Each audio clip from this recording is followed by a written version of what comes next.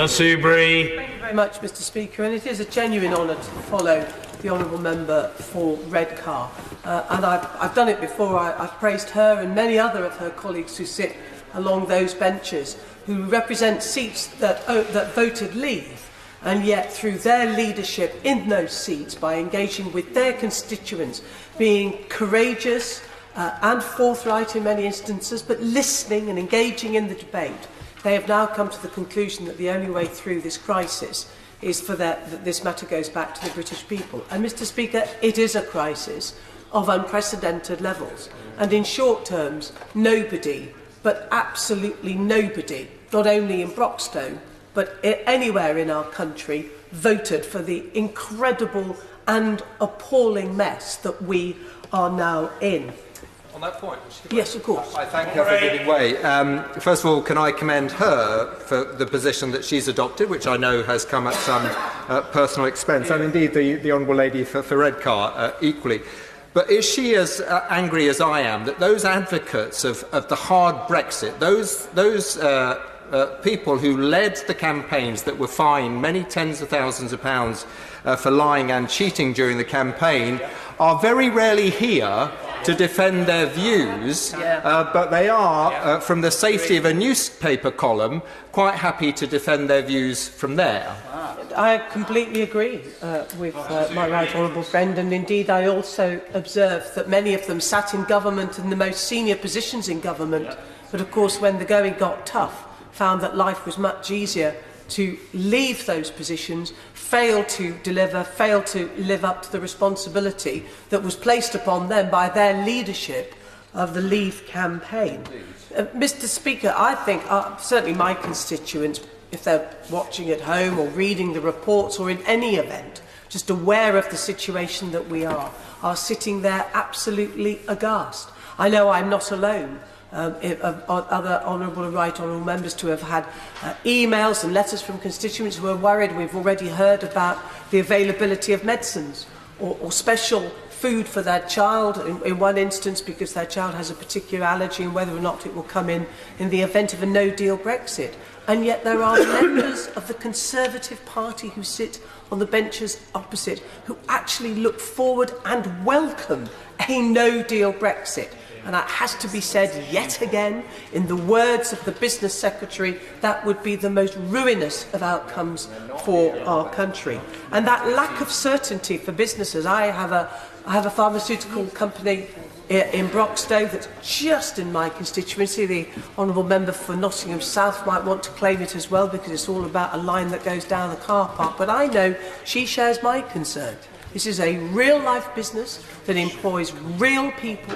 And at the moment, such is the crisis, it may sound minor, and this is the problem, because too many honourable members who sit opposite do not understand the real crisis facing businesses. But they do not know what to print on the boxes, because they do not know what the outcome is going to be. And I actually think, see, one honourable member seems to find this amusing. And I think this is the problem. I think honourable members actually think that a company of that scale with 850 workers, you can imagine the huge amount of pharmaceutical products that they produce every day, could sort of go down to pronto print on a Friday, and order all these boxes with all the right markings on, and they'll be ready on a Monday. What I would gently say to honourable members opposite, and he shakes his head, I can tell him for an absolute fact that British business will never forgive the Conservative Party for what it has done to business throughout the whole of this Brexit process. And they will never, ever forgive. And, Mr. Speaker, many of us, in just one moment, but many of us, we've said it all before, but it's absolutely the case. People like me voted to trigger Article 50. The majority of us did. The majority of us voted for the Withdrawal Act. The majority of us accepted we were leaving the European Union. And then we reached out to find, as the honourable member for West Dorset has explained, we reached out to find a way of reuniting our country and finding a way that we could deliver on the result, but doing the right thing by British business and minimising the effect upon it, and of course avoiding the hard border in Northern Ireland. And our efforts our direct pleas to the Prime Minister in meetings with the Prime Minister, where we offered her a solution, knowing that, for example, the SNP would have voted for the single market and the customs union and Plaid and many members from the Labour Party backbenchers as well. We would have won a consensus, Mr. Speaker.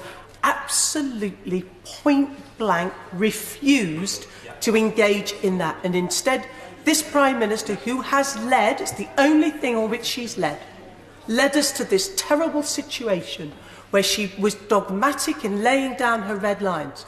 And at every twist and turn, when she had the opportunity to change those red lines, or just even rub them out a little bit, she refused.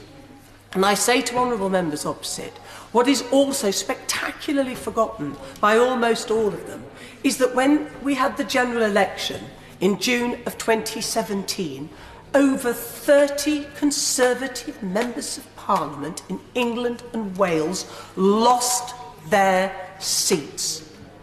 The party opposite lost its majority.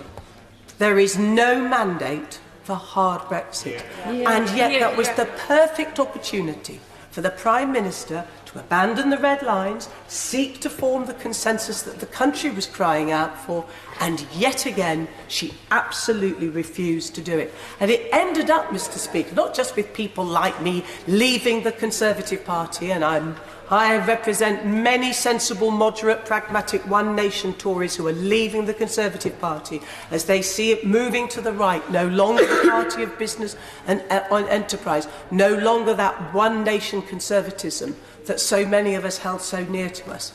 But it's not just that, Mr. Speaker. Having failed to persuade this Prime Minister to reach out and build a consensus, we ended up, frankly, in a position whereby the only way out that we could see for our great nation was to have that people's vote. And others have spoken about what happened on Saturday, but it was a real honour and a privilege, Mr. Speaker, to be here in London, to go on that march with people from all over the United Kingdom. And not as one honourable member opposite described it, apparently as fans of the Glyndebourne Opera, but real people, not only from my constituency, of all backgrounds, of all ages, but from the honourable lady who I know was heartbroken that she had another engagement so she couldn't be here. But we know that workers came down from the northeast, and with the striking thing, the really striking thing, was not just the background, but was to see children with their parents and then their grandparents, all of them marching in a spirit of hope, of happiness, even though they were very upset about the referendum result. And I will give way. Sorry, Mr. Quick. I thank the honourable friend for giving way, but we have to pay attention to the million people on the street and the 5.4 million who signed a petition, but that falls short of the 17.4 million people who voted, and that's a simple fact. There are many people in this chamber today are here by democracy, similar to democracy to the referendum, have got wafer-thin margins. And Yes, but the honourable gentleman also forgets two things. The majority of people in this country did not vote to leave the European Union. The majority did not vote to leave the European Union.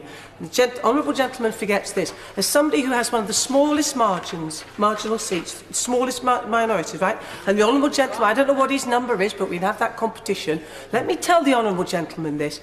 I am not interested in my majority. I am not interested in just coming back to this place to take the money and just sit and enjoy all the privileges of being a Member of Parliament. I will put my country and my constituents first and foremost, and I don't care what that costs me. If that means I can't go home of a weekend because of death threats, if that means I have to get a taxi in order to do a 10-minute walk, if that means I have to be frightened of my well-being and my partner's and my children, I feel sorry for them, Mr. Speaker, and that can't be right.